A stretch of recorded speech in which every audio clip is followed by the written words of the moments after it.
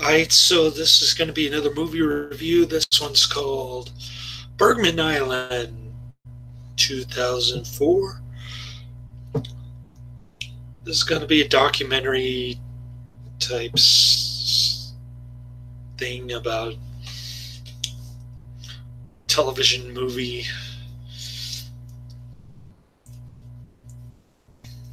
This interesting looking middle-aged Swedish woman journalist is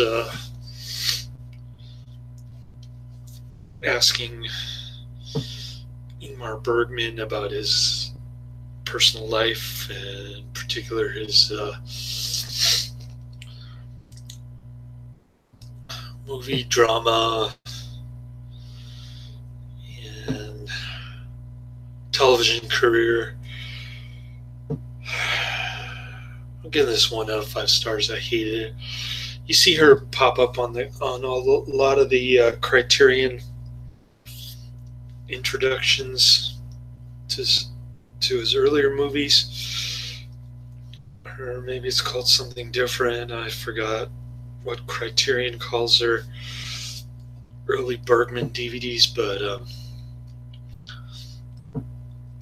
yeah, I think she's in there too. So basically, it just he just talks about his parents, and then he talks about how he's not a family man. He comes with a bunch of existentialist, humanist type of philosophy that he points out in his movies, and that's about it. I mean, there's not much going on. He's isolated in this island called Faroe, which I didn't know was also the location for a lot of his films, or a couple of his films. I think not a lot, but I guess he went there to film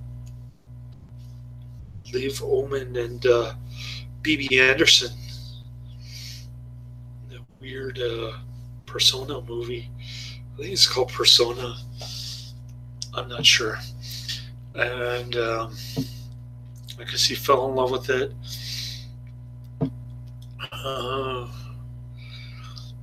He moved there. I don't know when, but he's not really talking to friends or family. Just kind of social hermit, which is kind of odd because he used to enjoy being around the ladies. So I guess in his old age he can't really, and all those moles on his face and gray thin hair. He can't get ladies anymore, so he wants to just be by himself, which is sort of how I am now at age 47, which is kind of sad. But anyways, yeah, there's really not much going on in this movie. Just a couple of conceited Swedish cinephiles talking about this, that, not much of anything of importance. A lot of movies that are referenced on this disc I hated, and I thought it was mediocre. I just disliked it. But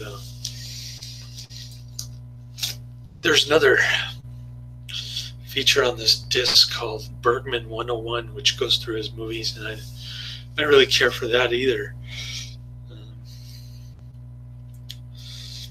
So overall, I'm giving this one 5 out of 5 stars also.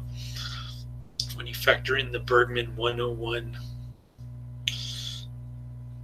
some the conceited film historian talks about Ingmar Bergman, how he likes to use mirrors and stuff.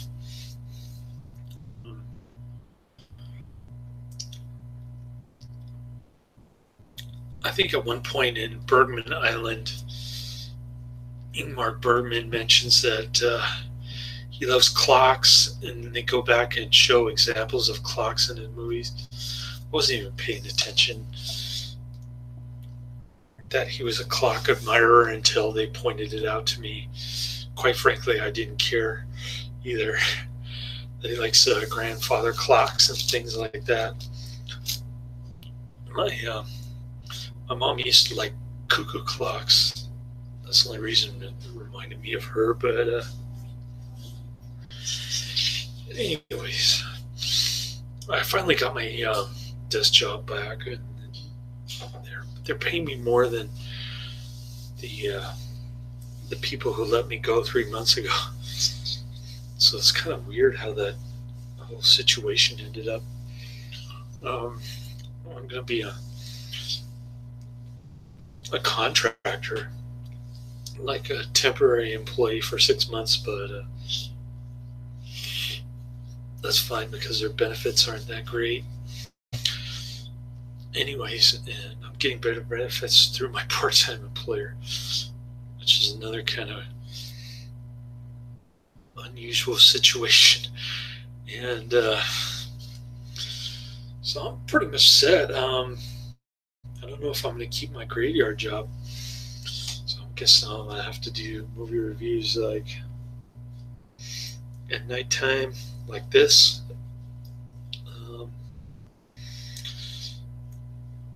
And hopefully I can cut it down to the 2 jobs instead of 4 that I was doing a few months ago. The doctor told me my eyes were dry. Oh, and the last video I did about Fanny and Alexander's uncut television version, I think I made it like a 47-minute video, and then through some glitch in YouTube, every once in a while, it cuts down my video to like 5 seconds. And that's what happened to my last video. I just covered as much of the movie in the background as I could, and it was all for naught. So I'm not going to go back and spend another hour trying to recap what I said yesterday morning. But yeah, I got my son for 4-day vacation starting tomorrow, so I'm pretty stoked about that. I'll try to get through all my Ingmar Bergman DVDs. I'm watching Face to Face right now, and so far I'm not liking it. So not a good sign,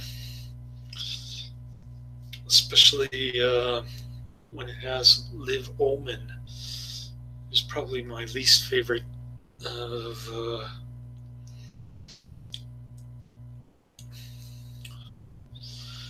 Ingmar Bergman's little mixing business with pleasure there. She doesn't look too pleasurable. She's got those crazy blue eyes and the red hair and stuff. Not my cup of tea, but I guess if you're Swedish, you might be into that. I don't know. It's rated R, so it's got something in there that I don't know why it's rated R. I haven't gotten that far yet, but probably finish watching it in a couple days, and then I'll definitely finish it watching it on Thursday, and I'll try to wrestle the my Chromebook away from my son. I'll be in the hotel room doing the review, and then I'll let you know how it goes. I don't have my hopes up real high for this movie, though. Anyways, yeah, Fanny and Alexander. I saw the extended version and I couldn't really tell the difference, probably because I didn't remember the the shortened version of it.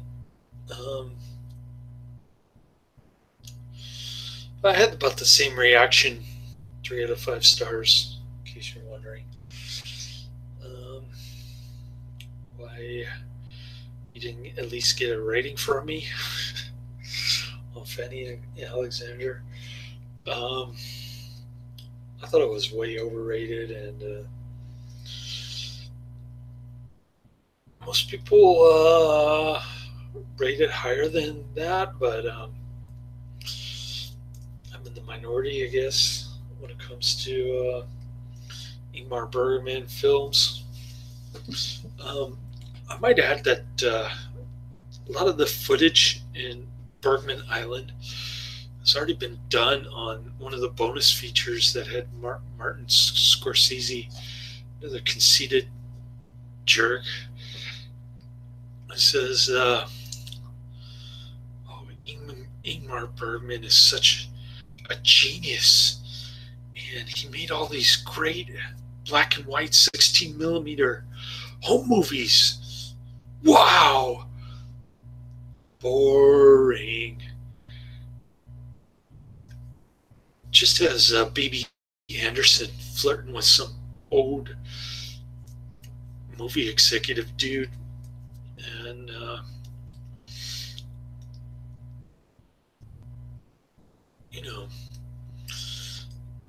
although the Martin Scorsese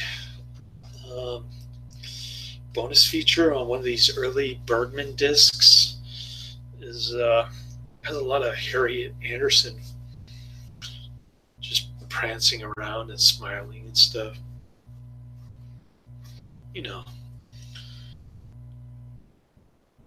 Harriet Anderson is it's kind of like she kind of reminds me of she's like the Swedish version of Jane Mansfield, I think, with hairy armpits and all. Anyways, what else?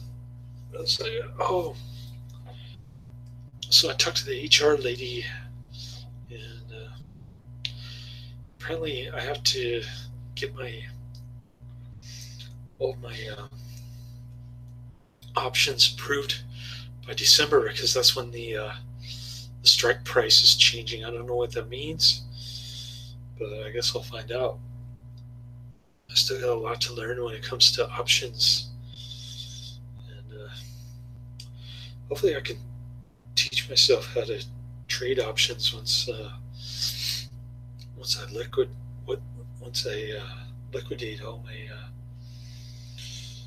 company options. And then I can open up a TD Ameritrade account and just start trading public options. So maybe I can turn around my dire financial situation in a big way here. We'll see. Then I can have a competition with my son on who can save the most money. He already wants to buy a mansion, so it sounds like he's going to lose that competition. Anyways, the owner says I have to leave by September 5th, but she doesn't have a court order. I wanted to give her the rent check on the day it was due, like 2 days ago. She refused to accept it, so there's some kind of shenanigans going on. I know she's up to something. Craziness. So there's that. I also don't have a girlfriend, so that's kind of bummed me out. But tried to add a tie on Snapchat.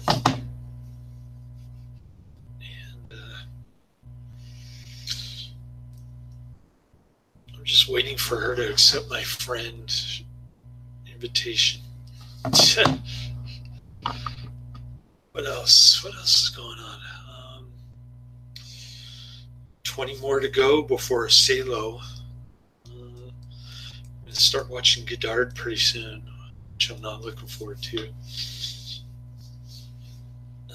But I think Fellini is next. So hopefully I can get through this European art house stuff pretty quick. We'll see. But I've just been slowly trudging through it, mainly because Fanny and Alexandra was 4.5 hours, over 300 minutes, making it one of the longest movies of all time. And it was Ingmar Bergman's last cinema release. So that's what threw me off on my review yesterday morning. I got chopped off prematurely thanks to YouTube glitch. So that's the end of my review. I don't have much else to say about this disc. It's just Ingmar Bergman and his flip-flops, reclining in his island sanctuary. The natives don't even tell people where he lives so that he can be alone, which is what he wanted, I guess. I don't know. I can't stand living like a monk. I gotta make new friends or get a girlfriend or something. This can be ridiculous. Living like this for 5 years. It drove me to alcoholism during the early part of my divorce, but I had to give up alcohol entirely because it was affecting my liver, according to my doctor. So, plus it was keeping me up at night, which wasn't a good thing. So, no more alcohol, no more coffee for me. Getting too old for that stuff. And that's about the end of my review. I mean, what else can I say about the disc?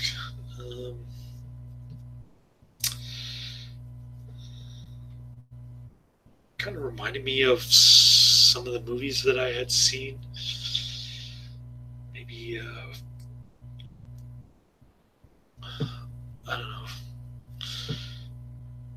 5 years ago, I'm guessing. And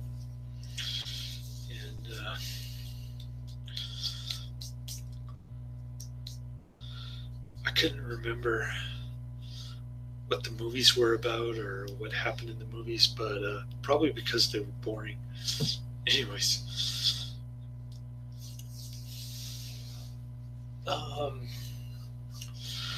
not much else to say about this disc. Laters.